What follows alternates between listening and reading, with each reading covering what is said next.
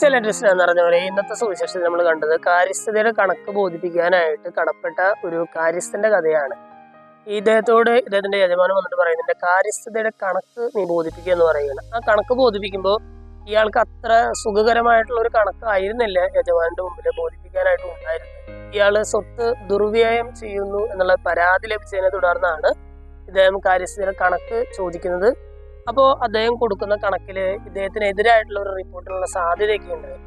നമ്മളൊരു ഇന്നത്തെ വചനഭാഗം വായിച്ചു കഴിയുമ്പോൾ നമ്മൾ ചുമ്മാ ഒന്ന് ചിന്തിച്ചു നോക്കി, ദൈവം എന്നോട് എൻ്റെ കാര്യസ്ഥതയുടെ കണക്ക് ബോധിപ്പിക്കാനായിട്ട് പറഞ്ഞാൽ എനിക്ക് കൊടുക്കാനുള്ള കണക്കിൽ എനിക്ക് പ്രശംസായോഗ്യമായിട്ടുള്ള എന്തെങ്കിലും ഉണ്ടാകും.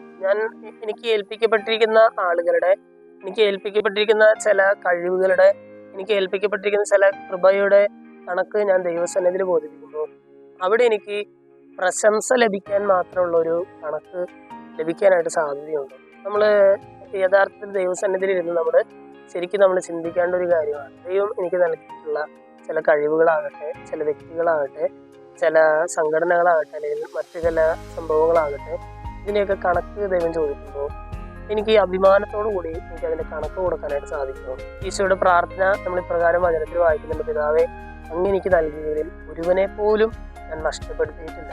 ഈശോയുടെ കാര്യസ്ഥതയുടെ കണക്ക് വളരെ അഭിമാനത്തോടെ പിതാവിന് മുമ്പിൽ തുറന്നു വയ്ക്കാനായിട്ട് ഈശോയ്ക്ക് സാധിച്ചു എന്ന് പറയുന്നത് പോലെ തന്നെ എനിക്ക് എൻ്റെ കാര്യസ്ഥതയുടെ കണക്ക് അഭിമാനത്തോടെ ദൈവത്തിന് മുമ്പിൽ തുറന്നു വയ്ക്കാനായിട്ട് എനിക്ക് സാധിക്കുന്നു. ദൈവം എന്നോട് ഈ കാര്യസ്ഥതയുടെ കണക്ക് ചോദിച്ചാൽ എനിക്ക് എത്രമാത്രം അഭിമാനത്തോടെ അത് ദൈവത്തിന് മുമ്പിൽ സമർപ്പിക്കാനായിട്ട് സാധിക്കും.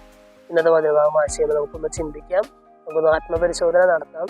എന്നിട്ട് ദൈവം നൽകിയിട്ടുള്ള ആളുകളെ, കഴിവുകളെ, ദൈവം നൽകിയിട്ടുള്ള കൃപകളെയൊക്കെ അത് വളർത്തിയെടുത്ത് അവരെയൊക്കെ ദൈവസന്നിധിയിൽ ഭംഗിയായിട്ട് വളർത്തിക്കൊണ്ടുവന്ന് കാര്യസ്ഥതയുടെ കണക്ക് അഭിമാനത്തോടെ സമർപ്പിക്കാനുള്ള ഒരു കൃപയ്ക്കായിട്ട് നമുക്ക് പ്രാർത്ഥിക്കാം.